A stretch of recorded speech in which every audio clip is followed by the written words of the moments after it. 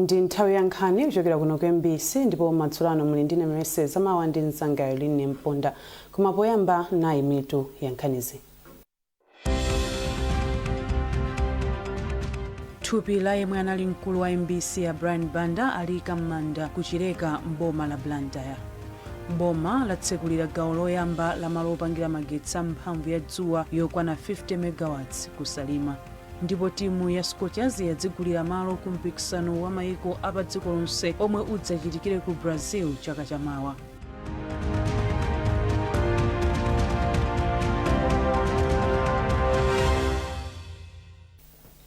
Tsopano nkhanizi mwatsatanitsatani.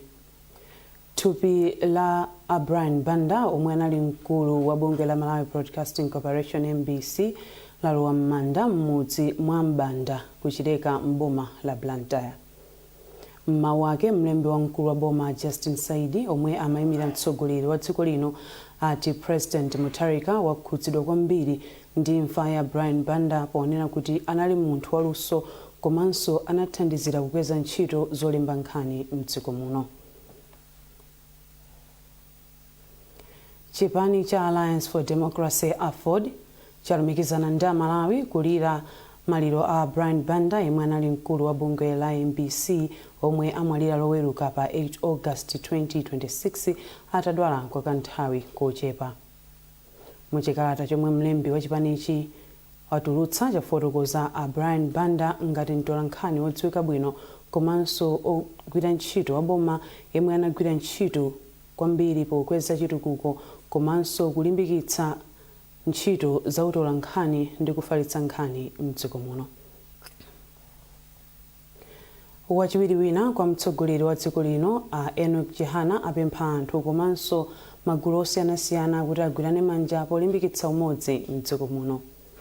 Chihana ayankhula izi ku Mzimba pamwambo wa chikondwerero cha chikhalidwe cha angoni a ku Mzimba cha Unthentho chomwe chachitika chaka chino pa phiri la Hora mbomali. George Nkandawire wafika ndi ripoti. Pamwambowu bungwe la Girls Not Brides lomwe ndi mgwirizano mabungwe mwesi ya boma 90 lalimbikitsa anthu zakuyipa kwa maukwati a ana komanso nkhanza zomwe amayi amakumana nazo. Mmodzi mwa akuluakulu ku bungweli Mayi Karo Kuremeka ati bungweli likufuna kuchepetsa chiwerengero cha maukwati a ana mboma la Mzimba ndi 20% pofika mchaka cha 2030 kuchokera pa 51% yomwe ilipo pakadali pano. Polankhula pamwambowu Chihana ati chitukuko chokhazikika chingatheke ngati anthu komanso magawo osiyanasiyana a dziko lino agwirizana ndi kugwira ntchito limodzi. Choyamba Malawi ndife amodzi, ngakhale tisiyane chipembedzo kaya tisiyane mitundu koma ndife amodzi. Pafunika tipitirire kugwirizana. A Professor Arthur Peter Mutharika akutiphunzitsa kuti tikhale ogwirizana mdziko muno. Ndipo mawu ake inkosi ya makosi mbero yachisanu yati chikhalidwe chili ndi gawo lalikulu polimbikitsa mgwirizano pakati pa anthu. Mfumuyi yayamikiranso boma chifukwa chothandiza komanso kutenga nawo mbali pa chikondwerero cha mthetho chaka chino. Anthu ise tili amoza mwa anthu mungagawana cha kugawikana mbwendo kuti is a sign ya kupasukana. I believe kuti masuzu enya alipo. There are better ways tinga sovera masuzu. Let's identify the problems. Para chitukuko chikuchepa tingapanga uli kuti chitukuko chifike palipose. Pakanali pano inkosi ya makosi mbero yachisanuyi yati pali mapulani osintha malo ahola kukhala limodzi mwa malo akuluakulu azokopa alendo mdziko muno. Izi malinga ndi mfumuyi zithandiza kuteteza chikhalidwe ndi mbiri ya angoni a ku Mzimba komanso kulimbikitsa ntchito zokopa alendo ndi chitukuko cha chuma cha dziko lino.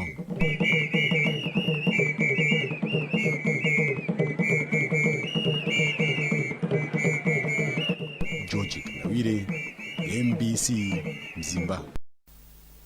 Boma lati likuchita zotheka pofuna kuti ntchito za bungwe la Independent Complaints Commission ICC zikufikira paliponse mdziko muno. Nduna yoona za chitetezo cha mdziko Peter Mukhito auza MBC kuti boma likudziwa kuti bungwe la ICC lingagwire bwino ntchito zake yotumikira anthu ngati litamapezeka maboma onse a mdziko muno. Bungwe la ICC ndi komwe anthu amadandaulako akalapidwa ndi apolisi. Patrick Dambula wafika ndi ripoti. Kuchokera pamene bungwe la Independent Complaints Commission ICC analikhazikitsa lafufuza milandu pafupifupi 500 ndipo mwa milandu imeneyi 168 anathana nayo kuifufuza. Mkulu wa bungwe la ICC a Christopher Tukula anauza MBC kuti zikuoneka kuti Amalawi tsopano akuzindikira kuti pali bungwe limene akhonza katula madandaulo awo ngati akuona kuti alagwiridwa ndi apolisi, ndipo ndiye chifukwa chake anthu tsopano ayamba kubwera kudzatula nkhawa zawo.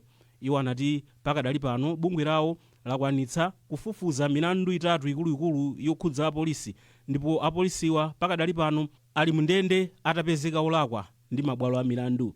Koma iwo anati popeza bungwe ndi latsopano pafunika kuti likuze ntchito zake, chifukwa pakadali pano ali ndi ofesi ku Lilongwe kokha, zomwe zimakhala zovuta kuti athandize Amalawi onse makamaka amene akuchokera kutali. Bungwe li pakali panopa popeza kuti ndi Lilongwe yamba kumene lili ndi ofesi imodzi imene ili ku Lilongwe kokha kuno.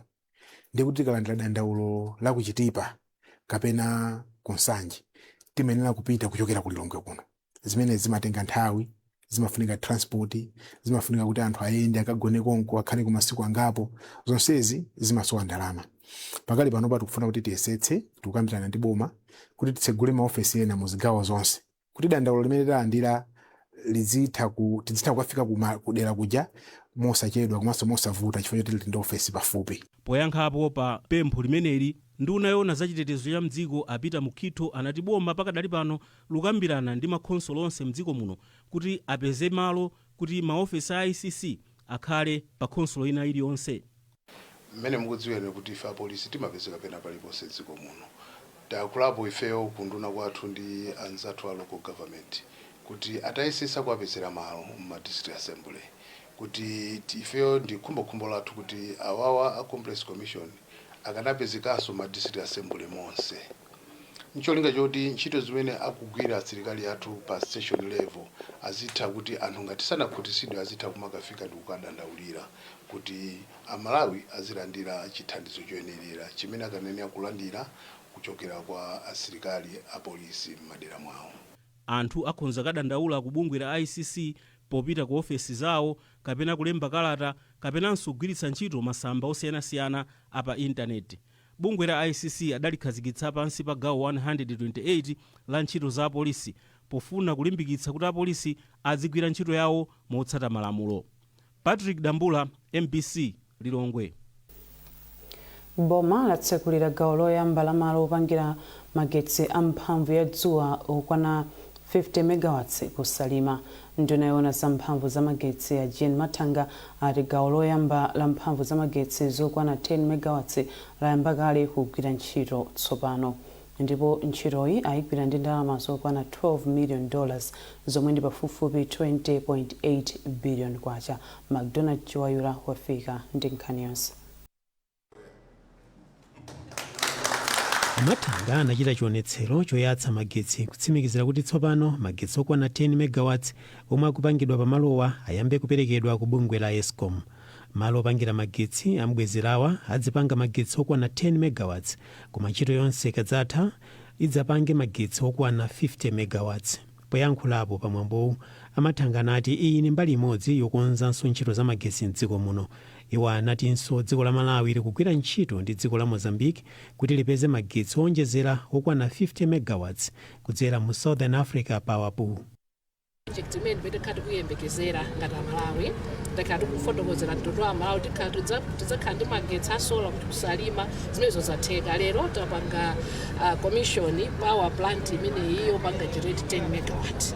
De komano kumakumutsa mtundu wa Malawi kuti project imene iyi ndiyo kuti idzakhala kukusa magetsi okwana 50 megawatt koma panopa ndi first phase imene tapanga 10 megawatt.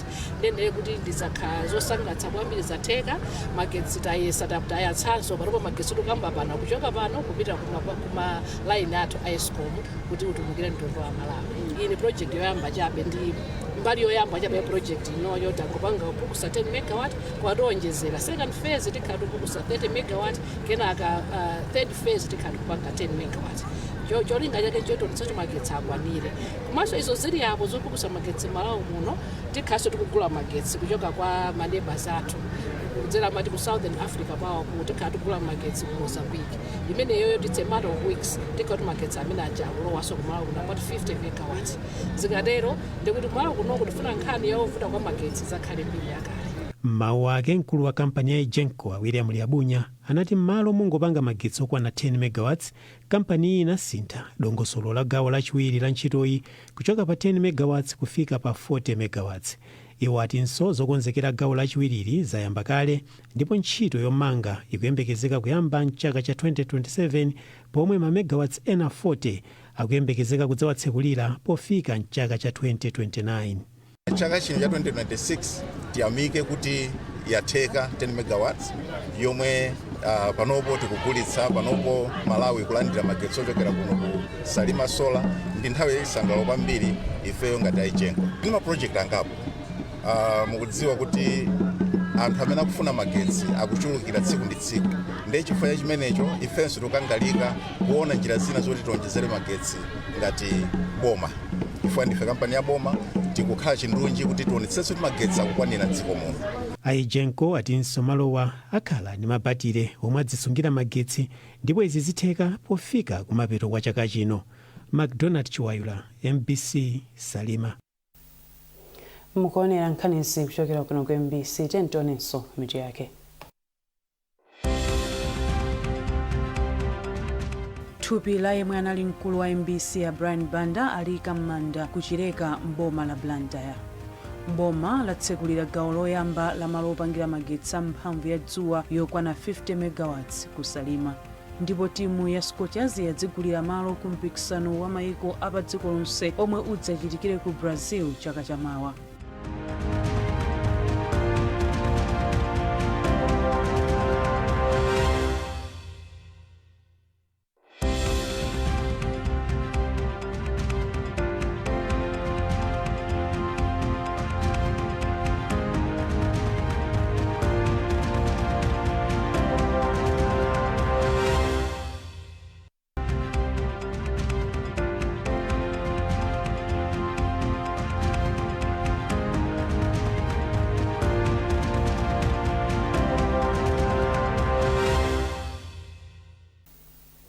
Tikupitirira ndi nkhani zathu. Phungu wa ku nyumba ya malamulo oyimira dera la kumpoto kwa mboma la Rompi yemwenso ndi nduna za mtengatenga Jack Muhango alangiza achinyamata kuti akhale odalirika pa ntchito za chitukuko.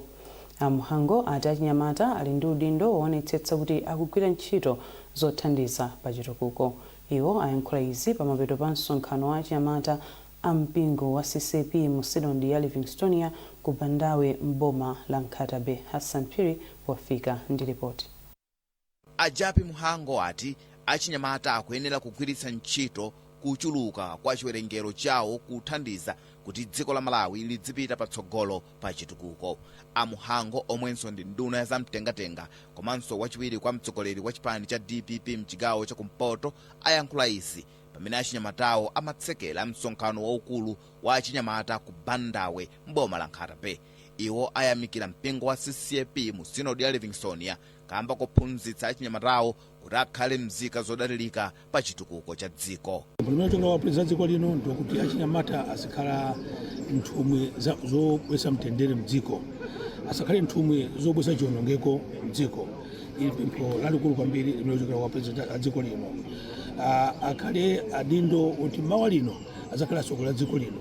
Chocho ndifuna ndi thokoze asinodi for chobwesa achinyamata osiwa pamodzi. Kachiwiri ndi thokoze Synod ya Livingstonia kuti ndi mpingo umodzi umene umathandiza boma machiko zosiyanasiyana pachitukuko. Mkulu wa achinyamata mu Synod ya Livingstonia Mbusa Joshua Nyangulu alangiza achinyamatawo kuti apewe mchitidwe osuta chamba, kumwa mankhwala ozunguza bongo ndi kugwiritsa ntchito makina a internet pa zinthu zopanda pake. Achinyamata mu Synod ya Livingstonia ndoti achinyamata aphunzire matopiki osiyanasiyana akachoka kuno apita makwawo kosiyanasiyana ma presbytery 36 kumene nawonso pamodzi ndi ma advisors amene abwera nawo akaphunzitsa zawo kuti nawonso akasiye zochitika zimene sizili zofunikira pa moyo wa achinyamata.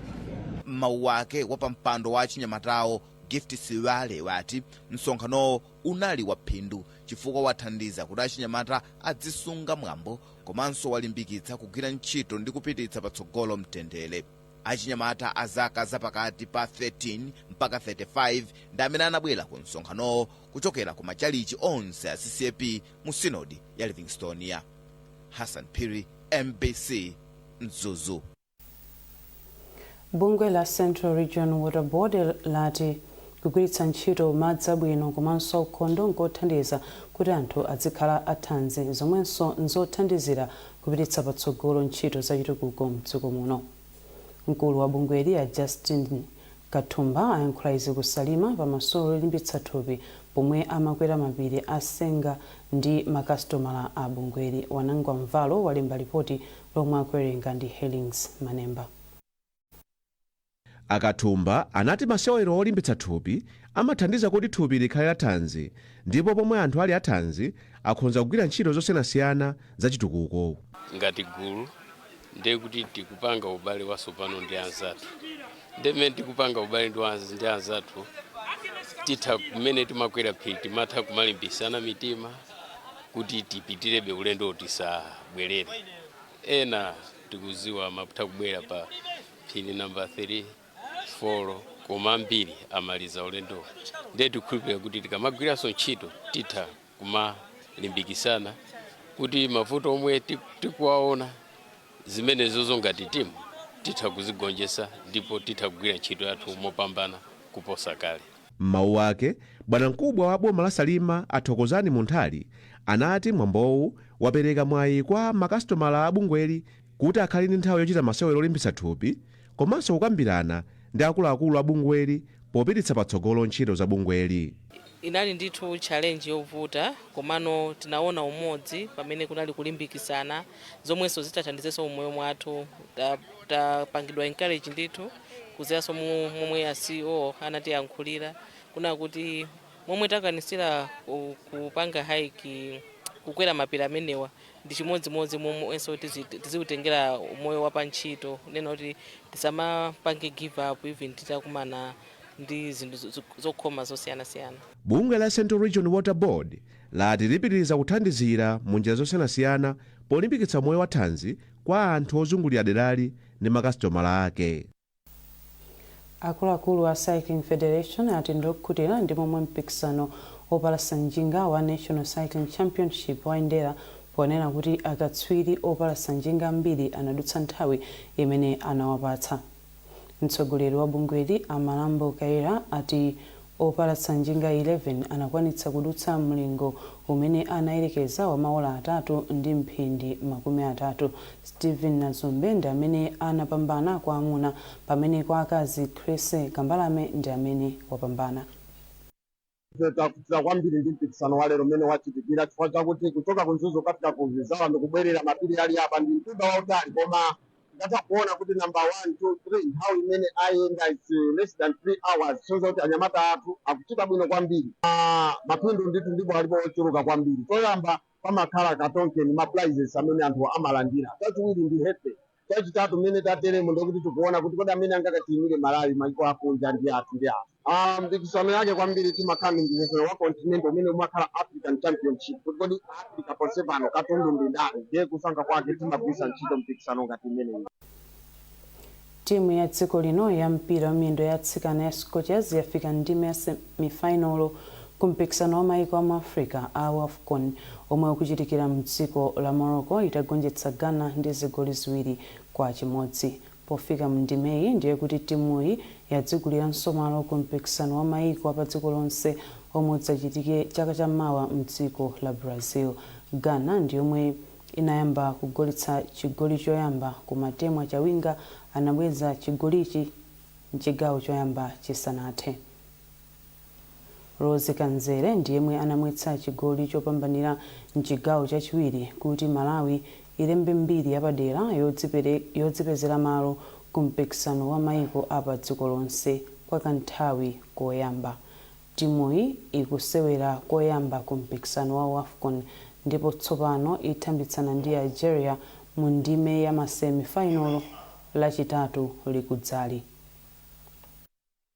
Ifenso sanje kutakuvesa kuti zochitika ndi chani tapanga qualify World Cup mbiri yathu koyambirira kupanga zimenezi sanje kunena kuti kapena ife ndife takwera pachulu ayi koma kwenda kuthokoza Mulungu ndithokoza Malawi onse chifukwa chakuti anafe ndipangiso pano mosindikiza kuti apa tafika semifinals sikuti basi tikukagona ayi tikupitirizabe ntchito imene tikuyigwirayi mmene tizimenya semifinals tikapanganso chimodzimodzi tikaonetsetsa kuti china chakenso chichitike sitikukhala ndi malingaliro kuti mwina tizigona kapena mwina wake ayi basi apapa zatikwana ayi sizinatikwane tifuna china chake chitachitikanso ndithu kuti mwina SADC region ife ngati kuyamba umenya mu AFCON kuyamba mwina kupisa china chake kumudzi so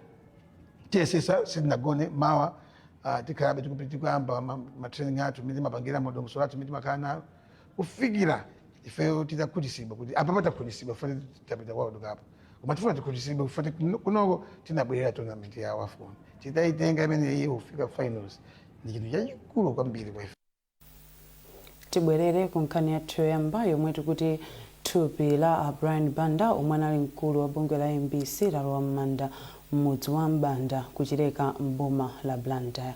Mmawu ake mlembi wa mkulu wa boma a Justin Saidi omwe anayimira mtsogoleri wa dziko lino ati President Mutharika wakhuzidwa kwambiri ndi imfa ya Brian Banda ponena kuti anali munthu waluso komanso anathandizira kukweza ntchito za olemba nkhani. Secret Segula wafika ndi ripoti.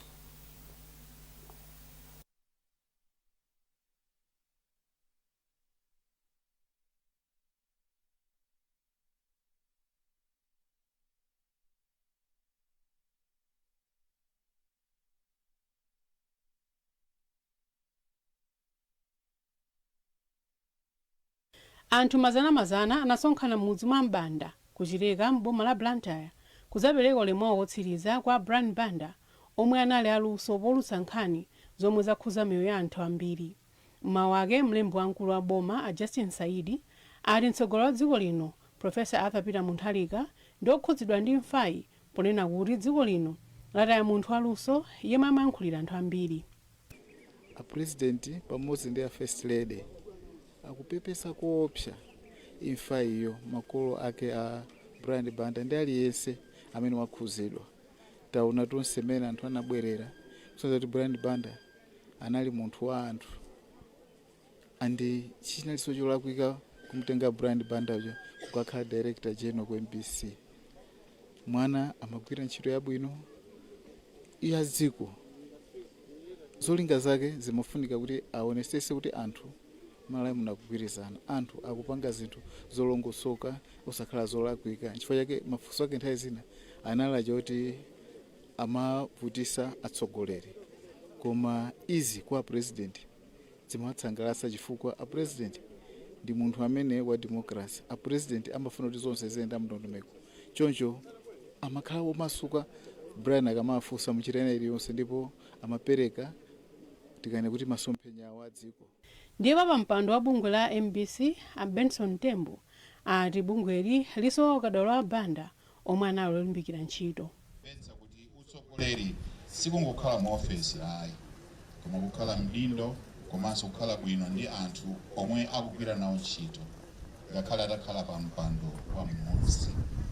Poyankhulapo pa mpando wa bungwe loona za olemba nkhani la MISA Malawi a Felix Washon apempha atola nkhani m'dziko muno kuti atengerepo phunziro pamoyo wa Banda olimbikira komanso kugwira ntchito mozipereka. Ngati MISA timayimirira ufulu wa atola nkhani olemba nkhani mosaopa ndi zimene Brian Banda amachita amalimbikira ntchito komanso ntchito yake amayikonda ndipo pogwira ntchito yake samaopa amafunsa mafunso ena aliwonse kwa munthu ena aliyense potengera ndi nkhani zimene yakufuna kufotokoza. Ndi ife ngati atola nkhani tiphunzire pamoyo umenewo tikhale anthu olimbikira.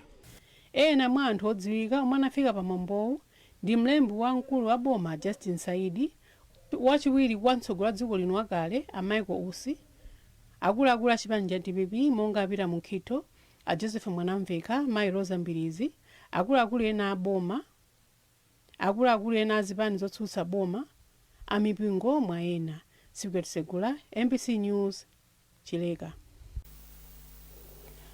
Ndipo Apostle Timothy Kovewa omwe ndi mpingo wa Word of Faith Temple komwe abanda analimbusa ati ngati mpingo adzawasowa abanda kamba kokonda Mulungu komanso chikondi chomwe amaonetsera anthu ena. Ndine wachisoni kwambiri ndipo moyo wanga ukusautsika poganiza kuti Brian wapita mofulumira chonchi pamene ine mpingo dziko akhala president amamfuna kwambiri, koma Mulungu ndiye mwini moyo, chamukomera munzeru zake kutenga moyo wa Brian Banda lilemekezeke dzina lake. Brian anali munthu amene amafuna zinthu zizichitika, ndipo kumpingo chinthu chachikulu kwambiri chimene ndi maphunziro ozama amene ife ngati mpingo tidzakumbukira Brian ndikukhala munthu odzichepetsa, ndikukhala munthu okonda osauka ndi achuma omwe ang'ono ndi akulu omwe. Brian anali bwenzi la onse, chifukwa chimenecho tidzamukumbukira. Komanso kumpingo wapangitsa project ambirimbiri amene tapanga ngakhale mabranchi athu. Komanso Brian ndi munthu odabwitsa kwambiri, anali munthu odabwitsa, anabweretsa chalichi ku mudzi kwawo kuno chimene chimenecho ndi champhamvu kuteko pano pati kumanga, ndipo chalichi chimene tichimaliza mwansanga in memory of Brian Banda. Madzulo ano mnali ndine Mercy Zamawa ndi Nsanga Eline Mponda, tikufuneni usiku wabwino.